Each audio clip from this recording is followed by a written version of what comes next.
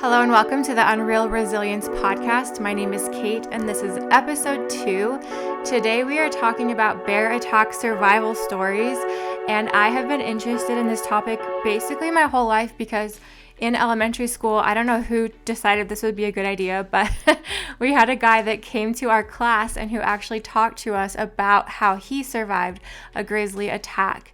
And that is the first story I'm going to tell today. His name is Michael Dunn. And when he was 26 years old, he was on vacation with his family, his wife and his 3 kids, and they were in Glacier National Park in Wyoming.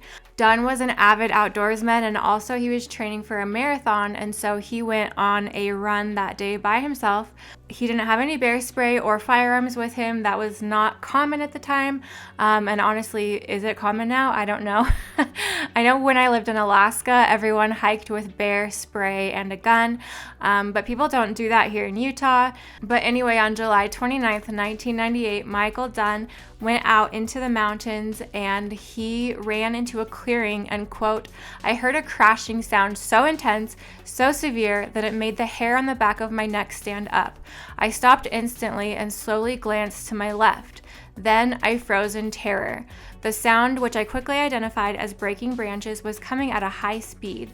Then I saw a sight I will never forget, a fully grown grizzly bear chasing directly towards me."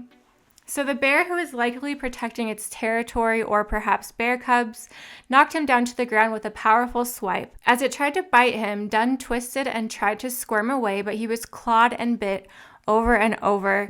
Can you imagine?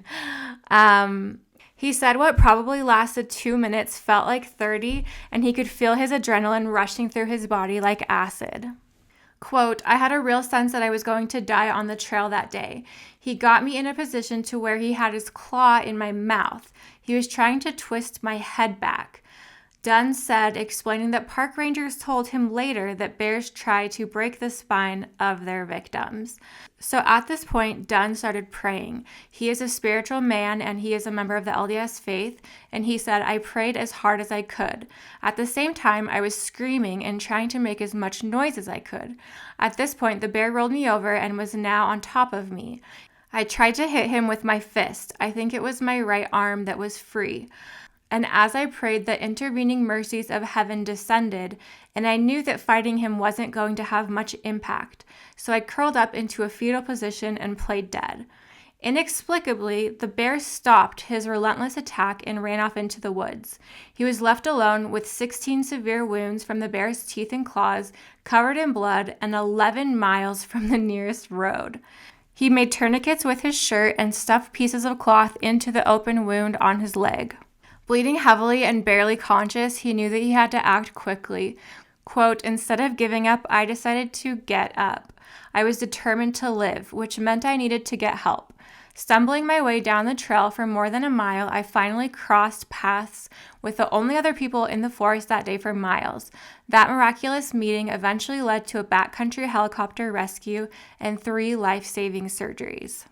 Dunn's doctor told him that it was a miracle that the bear's claws missed a jugular vein on the side of his neck and a femoral artery in his leg. Had they been hit, he would have been dead in 3 to 5 minutes. The carbon fiber glasses he was wearing that day had a puncture hole from a claw, which protected his eye and probably deeper into his head as well. I was listening to an interview that Dunn gave, and he said that he keeps these glasses on his desk at home to remind him how fragile life is and how lucky he is to be alive. He said, "This experience has increased my power, my determination, and my faith. It also strengthened and prepared me to handle other challenges in life, building the resilience and strength needed to face challenges." So there you go. In summation, when he was telling his story, he even used our favorite keyword, resilience. And this is an incredible story of resilience. I think the reason why he came to my class was because his daughter was the same age as me. I don't know who she was, but I'm pretty sure that's why he was there. I wish I could remember more of his presentation.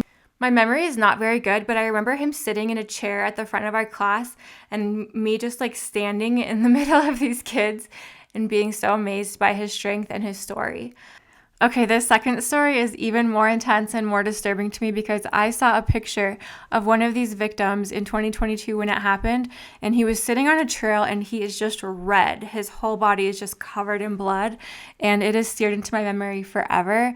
I can't put it on YouTube because it's way too graphic and disturbing. I saw another picture of him. Anyway, I'm getting ahead of myself. Let's tell the story, but just know there are pictures of all of this, and you can look them up if you want to, but buyer beware, they are very graphic. So anyway, this happens in October of 2022. 4 different college students who were on the wrestling team together went out into the Shoshone National Forest, and they went to look for antler sheddings from moose or elk or deer or whatever. And they were hiking all day. They had antlers in their backpacks that they had picked up. So on the way back to the car, the group of 4 split into 2 groups of 2. And in one of the groups was Kendell Cummings and Brady Lowry. And both of them were 22 at the time. And as they were hiking back to the car, they ran into a grizzly bear that they think was a mom grizzly with probably cubs hiding away. And the bear ended up charging at Brady, knocking him down to the ground. It clamped down on Brady's left arm, breaking it instantly, and then it bit into his back and shoulders, shaking him violently. And then Kendell had to make a very quick decision. He could try and run and get help, but as he was watching this attack happen in front of him, he realized that his friend didn't stand a chance and he was probably going to die.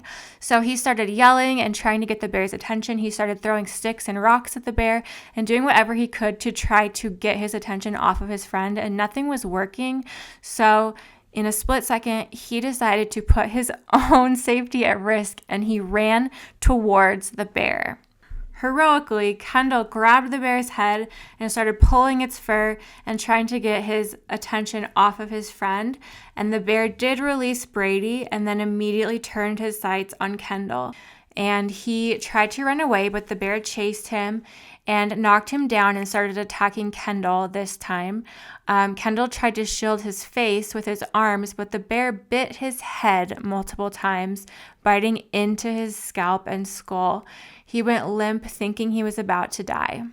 As Kendell was being mauled, which just that word is so horrific, mauled by a bear, Brady ran to call 911, and he also was able to find Gus and Orrin, who were in the distance, and he got their attention to come and help them. So the bear started to back off and lose interest, and as Kendell tried to get up and yell for his friend, the bear actually came back and started attacking him again. Kendell felt himself losing the fight. His injuries were overwhelming. The bear tried to roll him over to finish the kill, but his bulky backpack wouldn't allow him to be rolled. As Kendell was playing dead, the bear, believing that he was, started covering him with dirt, probably to return and eat him later. Their friend Gus that was with them had a gun, but the gun wasn't as high of a caliber that would have probably made a big impact on the bear. It probably would have just made the bear mad, honestly. But he felt a little bit protected with the gun, and he came back to help Kendell down the mountain. He hoisted him on his shoulders, and they started the trek down to the car. Brady had to hold up his broken arm with his other hand as he hiked down to the car, and the other 2 helped Kendell, who it was very remarkable that he was still alive. And at this point, this is a picture that I saw of him where his face is like detached by his cheek. It's just hanging, and he's just covered. Like, I can't describe. He is just red. He's so, like, it is so bad. Kendall's face had been so severely mauled that bear teeth fragments were found in his mouth. So when they got back down to the road, Kendell was airlifted to the hospital, and then Brady was taken to the same hospital by ambulance.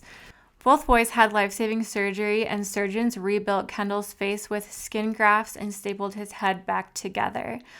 And then when talking about Kendall's heroic actions to save his friend, he said, "I would have rather died than have gotten away and known I could have helped." Which is just so touching. Can you believe a 21-year-old kid can have that much love for his friend who he didn't even know that long? They were just on the wrestling team together, but he really saved his friend's life. And it's just an incredible story of bravery and heroism. And And also a story of Taco Bell because he requested a Baja Blast before his surgery. That's the only thing he wanted while he was in the hospital. Both boys, after they recovered, returned to their college to wrestle. And despite the near-death experience, they insisted that the attack won't stop them from returning to the mountains or shed hunting. And this is the unbelievable story of the boys that wrestled a grizzly bear and lived to tell the tale. I hope you enjoyed today's episode and that it brought strength and resilience to your life, and I will see you next week. Bye-bye.